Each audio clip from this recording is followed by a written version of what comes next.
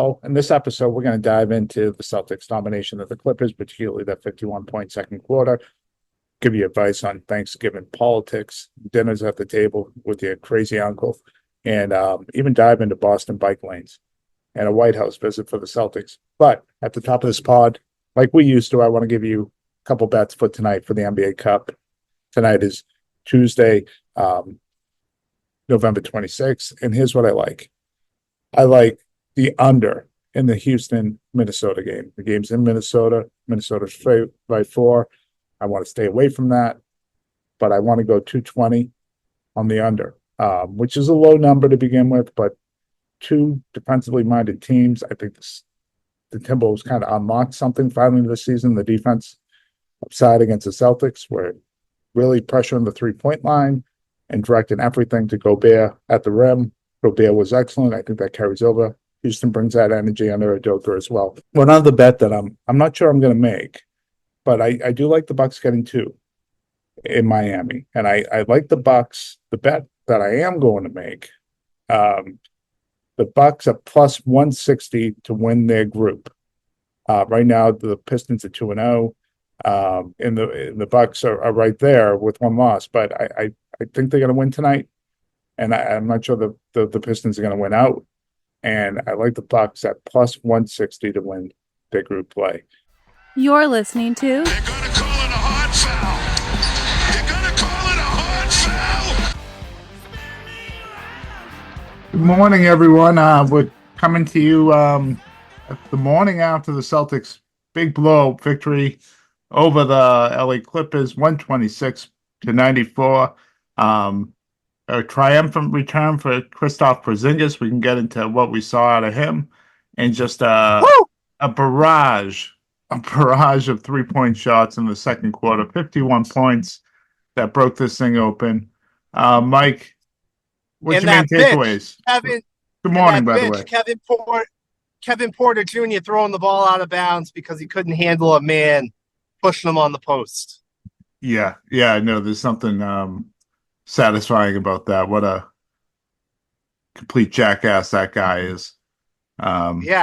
Referring to the play where Porzingis was, Pritchard was covering him on the post, and he just threw it to nobody. Yeah, fuck that guy. He might have passed Steve Kerr on the cunt tree. All right, what are your takeaways from last night's game? What am I? Kristaps Porzingis, defensively, if he didn't play last night, Zubac might have scored 40 points. Like, his impact at the rim was noticed right away. He ended up with 2 block shots right at the rim. I think he disrupted a couple others. Offensively, he stretched the floor. He opened up lanes to the basket. It's great to have him back. And I was surprised, like, all the minutes he could play. He seemed impacted in the first quarter. He seemed winded. But after that first time out, it's like he caught his wind and he was fine. He made a huge difference, Jim. And obviously on the offensive end, it was there. But I really think it was the defensive end where he made a huge impact in this game, particularly in the first half. Yeah, 22 minutes, 6 of 12 shooting. He finished with 16 points, 6 boards, a couple blocks. Was only a +3 in a game where they won by 30. But 22 minutes was definitely a good thing. 1 of 6 from 3, but I thought those shots were mostly back of the rim and looked pretty good. And he made a huge, like you said, you could just feel his presence on the defensive end. At least being able to bother Zubac, as well as clean up misses and not give Zubac, who's a terrific offensive rebounder, too many additional opportunities, especially where the Clippers were missing a lot of shots early in that game. So it was, I thought he looked good. And the thing for me that stood out is when the Clippers went on that run, Mike, in the third quarter, when they cut it to 15 from 29, what did the Celtics do? They immediately went to Porzingis on the high post 2 times in a row. He made a jump shot, got to the free throw line. Next time down, he caught the ball in the corner, ball fake, went to the rim with an easy dunk. A couple dribbles and a dunk, and it kind of got them going enough until they hit a couple threes. by Pritchard and Hauser late in that third quarter, which extended the lead back beyond 20, but he kept the game kind of from, getting to a point where the Clippers really felt like they were in it. And that's what the Celtics, I think, have been missing. And, you've talked about the inability to maybe close out teams with big leads. I think when things have been failing, they haven't had that on offense, and you felt it. You felt it. It kind of got them out of their rut and kept things afloat. And then the I thought bench that was last good. night, the shooting from Pritchard and Hauser. At one point, they were 9 for 12 from three. They came in that third quarter and really opened the game back up when the Clippers I think the Clippers got it down to 15, so it went down from 29 to 15. And then bang, the Celtics had 3 possessions. They scored 9 points on 3 threes by Pritchard and Hauser. So they were a big impact from them last night. Also, Kata came in and played some really good defense last night, which was nice to see. It's a good win overall against a tough team that was playing well. And I don't think the Clippers played bad. For the majority of that game, I thought they played pretty hard. They played pretty tough. It seemed like the game mattered to them. Harden was scoring the basketball. Obviously, Zubac was giving the Celtics a lot of problems inside. And it didn't matter. The Celtics were able to keep them at arm's length just by, having a historic second quarter, Jim, where they hit 12 threes last night in the second quarter if you missed the game. Everybody was hitting, and it's 2 games in a row that Jaylen Brown's been hitting his threes, which is a really good sign for the Celtics moving forward. Yeah, at one point they were 8 of 10 from 3-pointers in that second quarter. It was insane. And you had a couple really acrobatic, crazy shots from Jaylen Brown that went in that weren't threes over that stretch. They were kind of amazing. The shots they were hitting, it was absolutely insane. And you brought up Pritchard, Hauser, and Kata. I'm glad you did, because they only went 8 deep really yesterday, but those 3 guys were all awesome. Hauser was 3 of 3 for the game from 3-point line. Kata gave you 12 points, 9 rebounds, 4 blocks in 25 minutes. Pritchard just continued to do his thing out there, where he was 6 of 10 from 3 and, 4 assists. And they were plus 30, plus 27, plus 29 in a game you won by 30. So those 3 guys off the bench really gave you a spark, and you kind of forget in a game where you have a second quarter like the Celtics did. It was a rock fight in that first quarter until that bench came in. And they hit some shots, and they built out a small lead. Either was 5 or 7 points lead in that first quarter that obviously expanded into the second, but it was because those guys started making shots over the last 4 minutes of that first quarter when the bench came in. But prior to that, the Celtics and the Clippers were both struggling offensively. So I thought it was good. I thought the Celtics defense was really good. I think it's actually going on a couple games now where it's been better. I thought in Minnesota for the most part it was pretty good. And I don't know how you rate the Washington game. Washington didn't score a lot of points, but is that just Washington not being very good, or is it the Celtics? These last 2 that? games were impressive. Yeah, these last 2 games defensively were impressive. We saw a lot of plays at the rim that led to transition points for the Celtics, where the Celtics were stopping the Clippers at the rim. One in particular, the Jason Tatum block, gets it, goes to the other end, and one. Another block at the rim. They get it to Pritchard. Pritchard's ball handling on the fast break alley-oop to KP. It was just it led to a lot of easy too. So really, yeah, I agree. Trending in the right direction, and KP certainly is going to help with that. Yeah, and it's probably a number we just should keep paying attention to. The Celtics now 7 for 26. I mean, held the Clippers from 7 to 26 from 3-point line, 29%.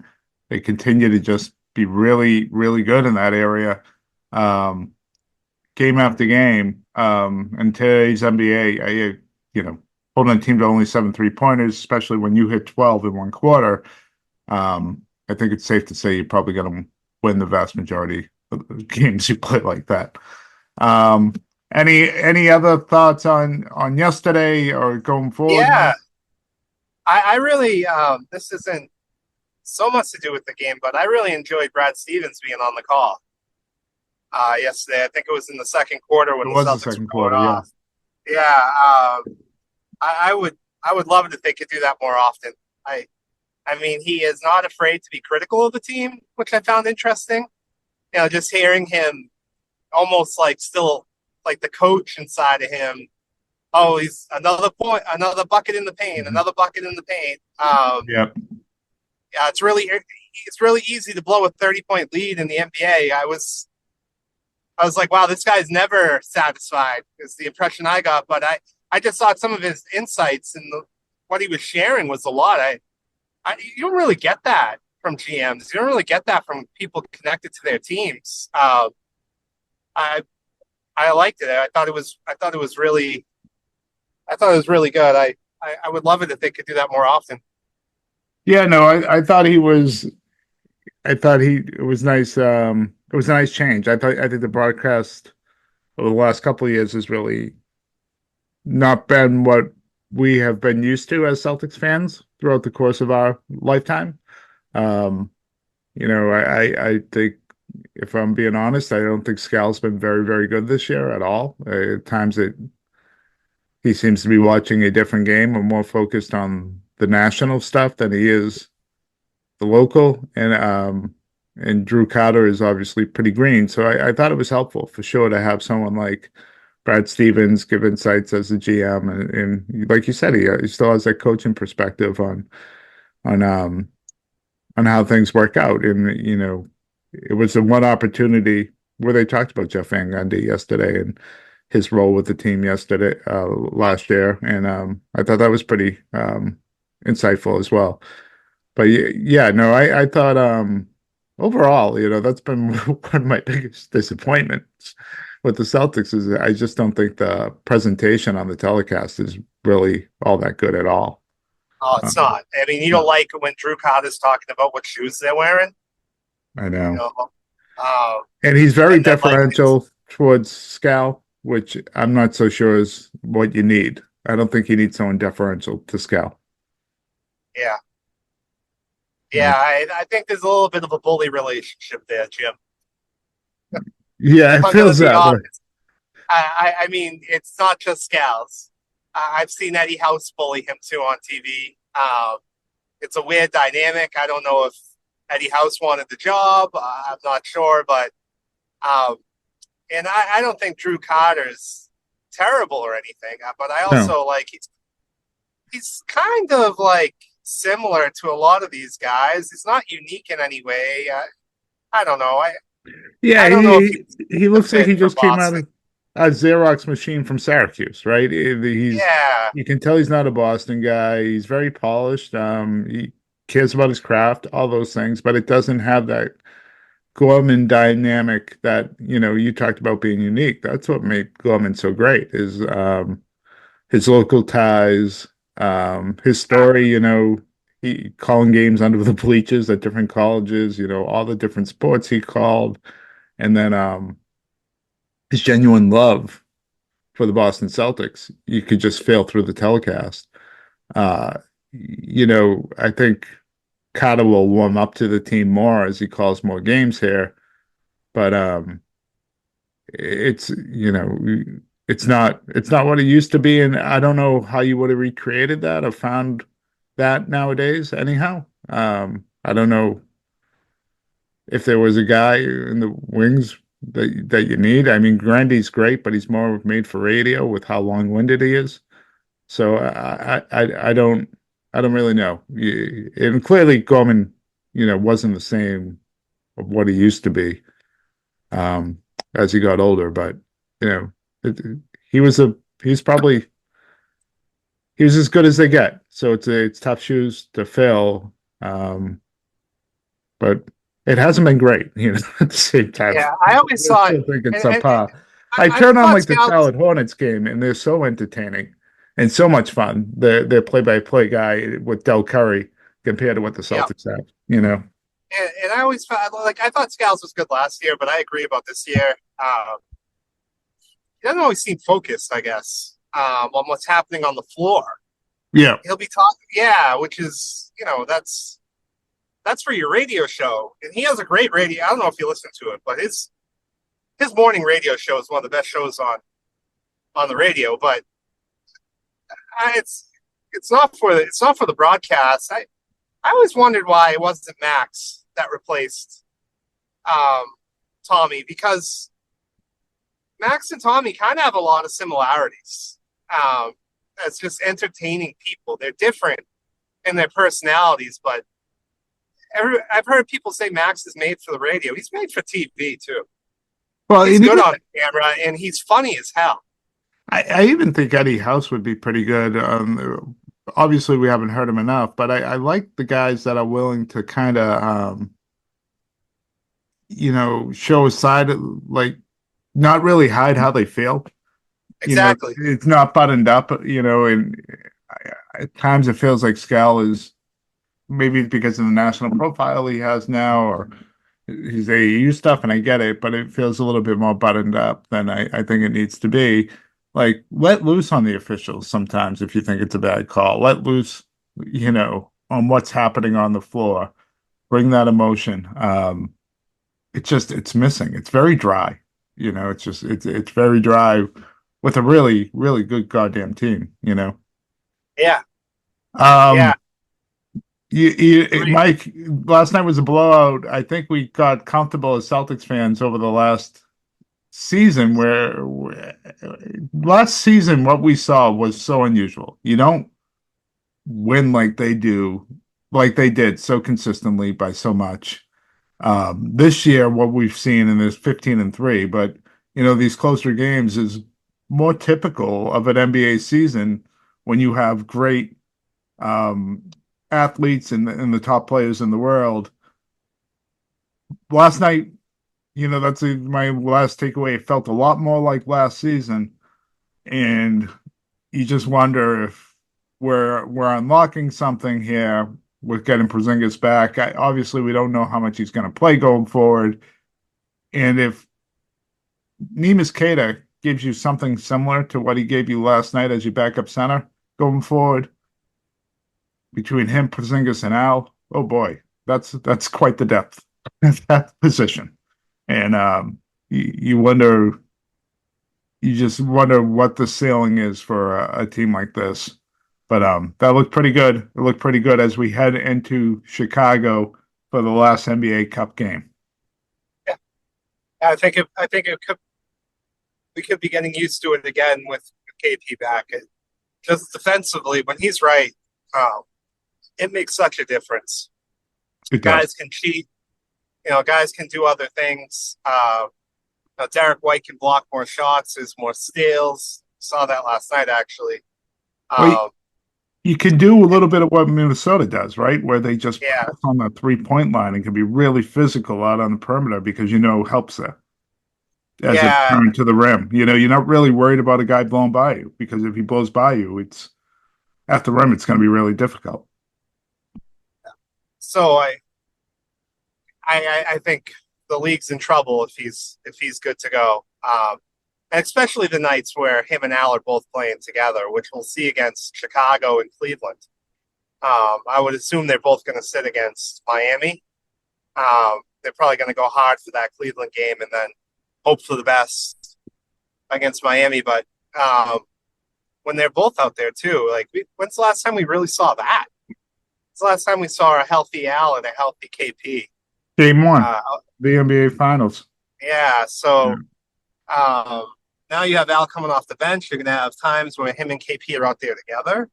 You talk about that rim defense and the rebounding, and they both can shoot the ball. And Celtics. This is the unicorn that we traded for last season is back, and it is really good. It was really nice to watch him play yesterday. And Joe did a good job of game planning to try to get him involved right away, making him part of to get him comfortable right away. I know it's falling, but who cares? I think that's the right approach for a guy with his talent. Let's get him the ball early and often That's one thing I did agree with Scals with was, yeah, be aggressive, shoot as much as possible right now.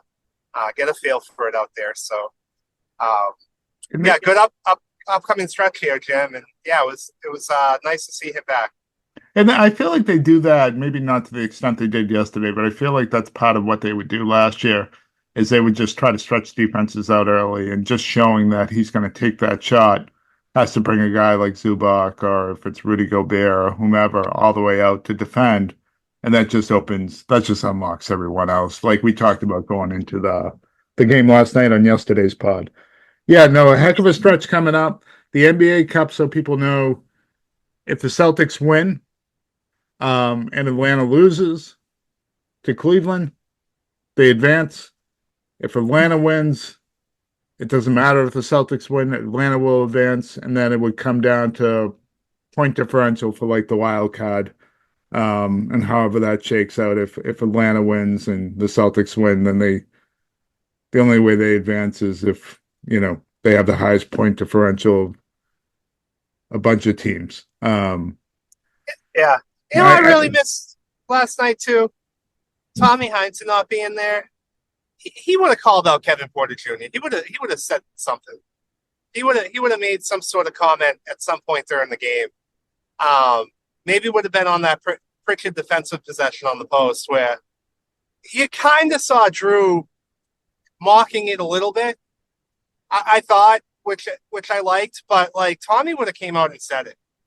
Yeah, you can tell Carter wants to in different instances like that. He wanted to, yeah. Yeah, so, just do it. I mean, like, what are you scared of? That guy shouldn't be on a team. That guy shouldn't be in the league. I mean, he's not that much better than Bones Highland that's on that team that he's getting minutes over him. What he did was disgraceful. And I don't know why he got a second chance. I don't know why he's on an NBA roster. Well, I think it's like a third chance. And it's not just for him. Yeah, it's not just beating women. Like, he did other things. Yeah, he hasn't been a good teammate in other places. Like, he's not a good person. I don't like that. Kind of pisses me off that he's playing. That's where I think it should get back to, like, and it will never ever happen. But there should be consequences for teams that take guys on like this if they screw up again. Whether it's a monetary, like there's a fine, or if it's a draft pick thing, there should be consequences. Have Kevin Porter Jr. And then, you had the Bruins player that I'm forgetting his name this year that they had to move on from because he had a domestic dispute after previously having something that was brought to. Yeah, but they actually moved out. They actually moved on from him. That was last season. The Bruins actually moved on. But they moved on. But they signed him knowing there was something in the past. Oh, so like I feel like when that happens, I just feel like if you're taking a risk on a guy, there should be consequences, especially a guy where there's a violent past or potential for violence. I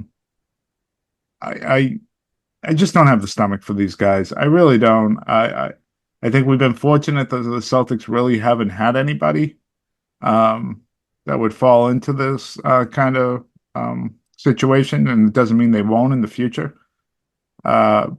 But your team has to become tough to root for. I don't know how, as a Hornets fan, if there are actually any Hornets fans. I sit there and cheer for your team when they're running out bridges 35 minutes a game. It's just, I don't know how you do it. And what's the owner of the Clippers? Steve Ballmer, or is that the Mets? I get them confused. No, it's Steve Ballmer. Yeah, it is Steve Ballmer. Yeah. Yeah. He's got money coming out of his ears. The guy from the Mets does too. But you want the Clippers, who are a joke of a franchise, to be taken serious. Donald Sterling was horrible. They haven't been a joke. I mean, they've been. Let me finish my point. Historically, they're a joke. That's what they are historically. Laughing stock of the league, and this is why. Because this is the type of stuff the Clippers would do. You don't need this guy to win games. He doesn't really help you move the needle. So why would you sign him?